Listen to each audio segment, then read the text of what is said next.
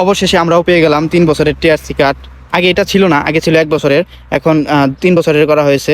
এই 3 বছরের করার কারণ কি আপনারা জানেন? 1 বছর পর পর হয়তো চেঞ্জ করতে হয়, অনেক ঝামেলা। এই কারণে এটা 3 বছরের মেয়াদ বাড়িয়ে 3 বছরের করা হয়েছে।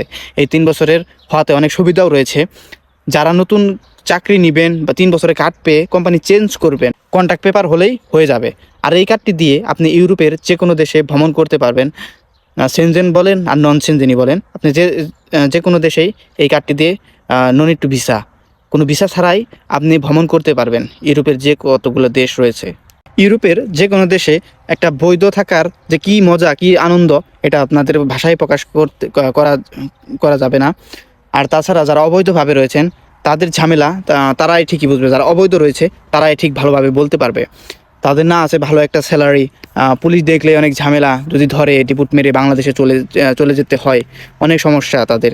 কিন্তু যারা বৈধভাবে আসেন তাদের কোনো ঝামেলা হয় না।